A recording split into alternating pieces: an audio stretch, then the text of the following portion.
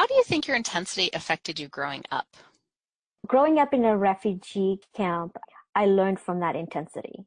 I spent 10 years in a refugee camp waiting in line for food.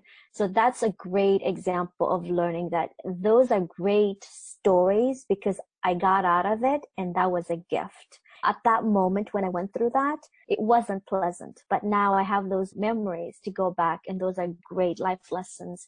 I would say those moments were intense, but now I came out of it feeling beautiful to be able to share that story. Do you think there were any cultural factors that affected how you could express yourself? Absolutely. I grew up in a Muslim background. There's nothing wrong. It's just how things were done. Women are not allowed to voice their opinion, their sexuality, their strength, what they feel about themselves. So I always felt like a zombie. But yes, the culture difference plays a big part in coming to the United States. Again, another beautiful gift for me to be able here to use my voice to speak up and also to go back and share that with others. And you're starting a nonprofit too, right?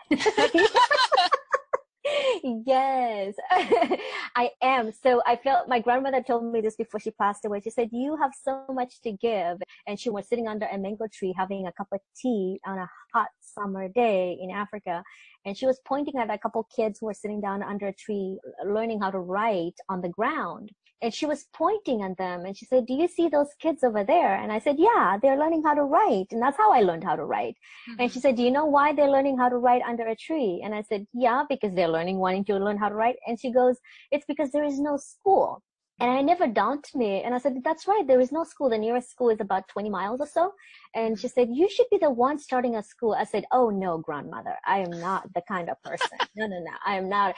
But she's like, but you do all these wonderful things in the United States. You take women for a walk. You take women in a mountain. You help the women shelter. You tell me all these beautiful stories. What's the difference of starting a school here? And I was telling her, that's not me. And then I thought about it after I never responded to that after I came back. And then she passed away last year. I started thinking a lot about it. You know, she's right. Who else is going to do it? I mean, there hasn't been a school there since I left. So why not me? So I went back there last year after she passed away and I talked to the elders getting permission and saying if I could start a school there. And I said, it's going to bring more children in the area and it's going to help the community because currently there is no school. The best advice said to me, there will never be the end of growth. You will always be learning.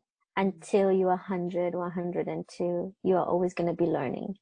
And this is actually my grandmother. She said, everyone has something to teach you. Mm-hmm. And when you open the door, when you meet someone, go in with an open heart, knowing that you're ready to learn. Not because you are the teacher, but you as a student, and go in knowing that. When you go in, I think she was talking about the ego, what I know, what I do. Go in with an open heart as a student and be open to learn, because when we're open, we learn so much.